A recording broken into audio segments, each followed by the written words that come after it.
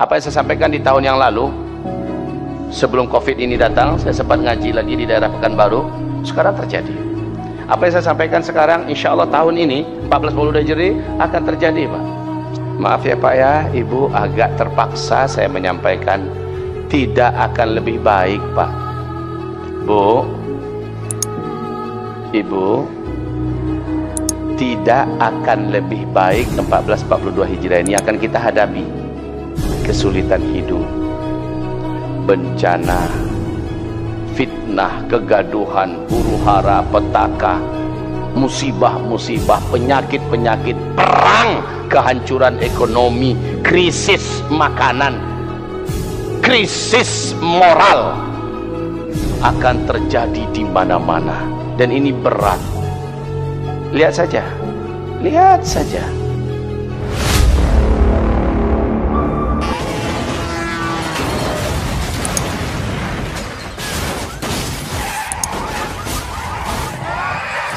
Apa yang akan kita hadapi tidaklah akan lebih ringan daripada sebelumnya.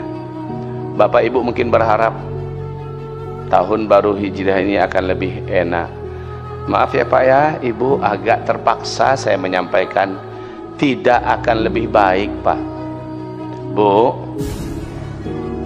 Ibu, tidak akan lebih baik 1442 Hijriah ini akan kita hadapi.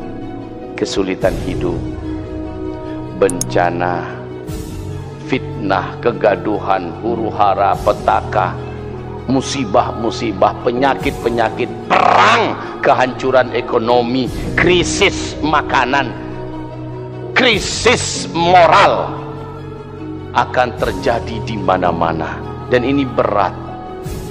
Lihat saja, lihat saja. Apa yang saya sampaikan di tahun yang lalu, sebelum COVID ini datang, saya sempat ngaji lagi di daerah Pekanbaru.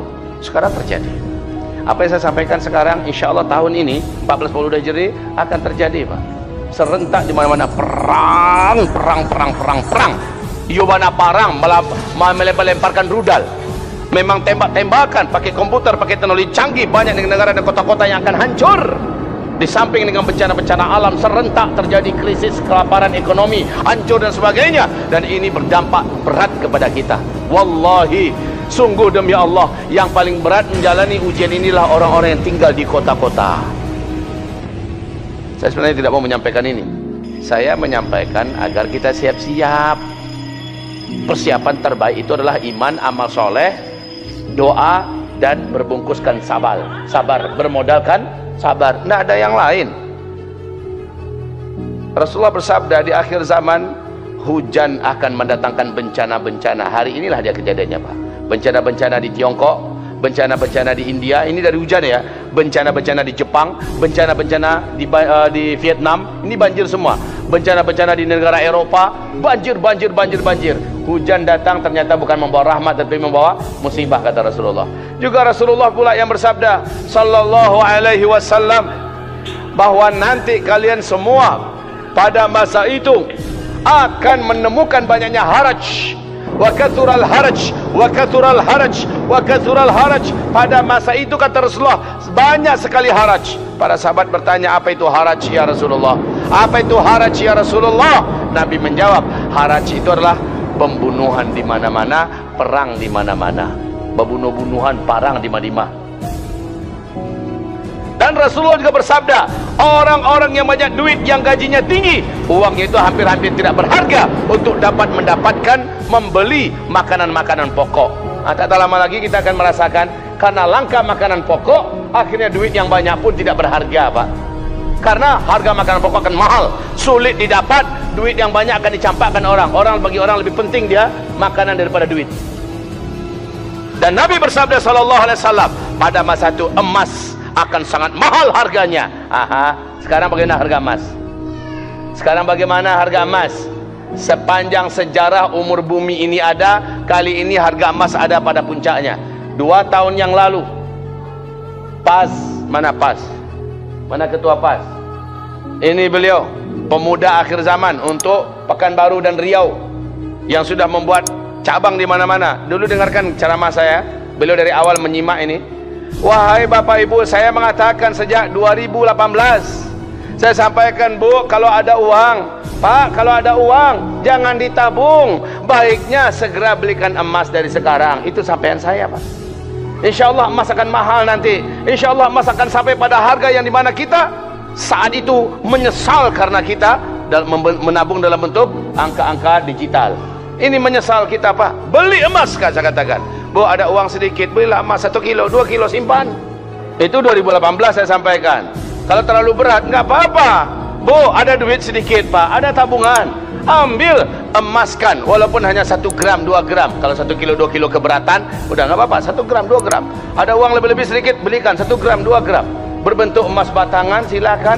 Berbentuk emas murni, logam, koin, silakan. Berbentuk perhiasan, silakan. Yang penting menabung dalam bentuk emas. Tapi sekarang, Pak, mau beli, harga emas sudah membumbung tinggi. Mau menjual, yang nggak dijual, yang lado habis. Apa lagi yang mau dijual? Maka siapa yang menabung dululah yang bermanfaat di masa-masa yang akan datang. Apalagi setelah hampir setengah tahun lamanya Covid. Ini dakwah pertama saya loh, Pak. Sebagaimana saya dengar Masjid Ar-Raudhah ini, ya, sejak Ramadan baru ini mulai ceramah. Sejak Ramadan baru ini mulai ceramah. Kalau saya sejak 2 bulan sebelum Ramadan sudah tidak ada lagi jadwal. Saya batalkan semua karena daerah itu sudah mulai zona merah. Batal. Ini kali yang pertama. Itu pun tadi pakai masker saya.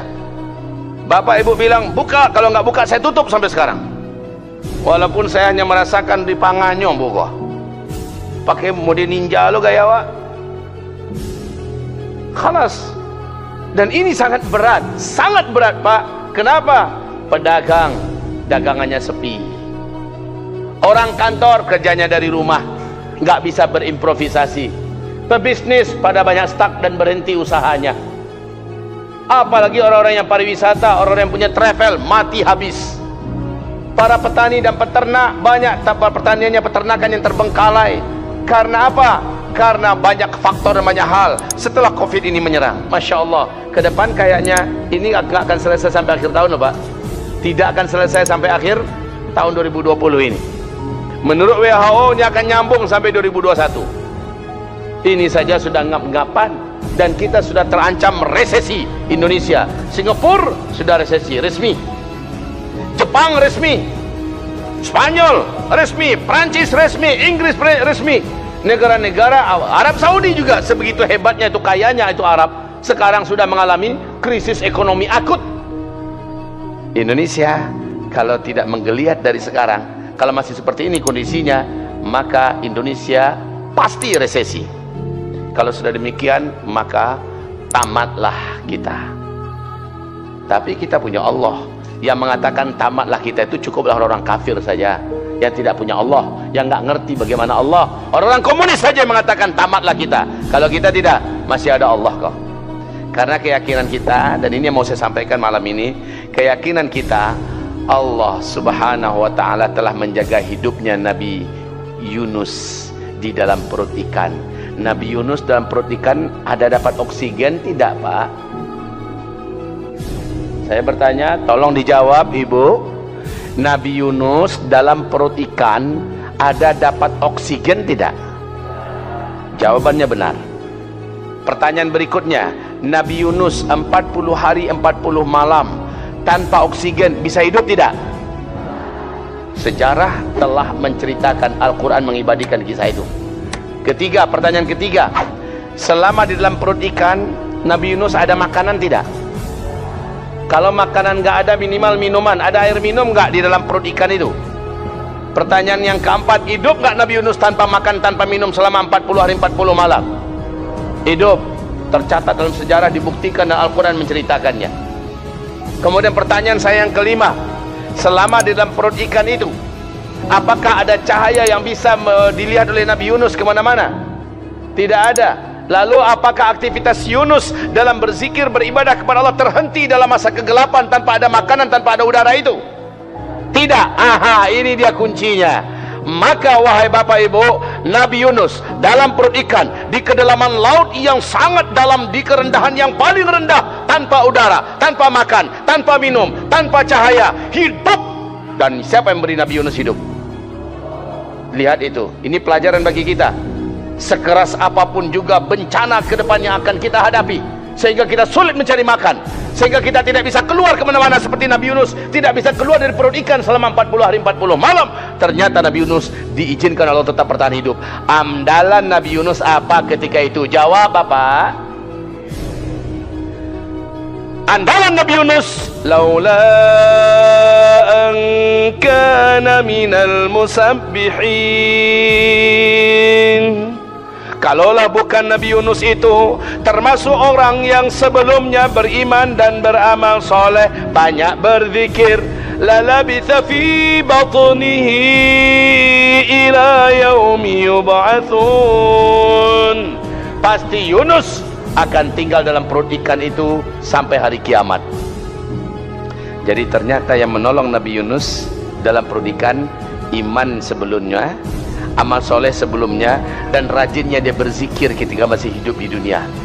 Ketika dalam perut ikan, di situ dia melanjutkan zikir spesial, dan zikir ini wajib Bapak Ibu rutinkan di masa-masa pahit ke depan, di masa-masa berat ke depan. Berzikirlah dengan zikirnya Nabi Yunus ini.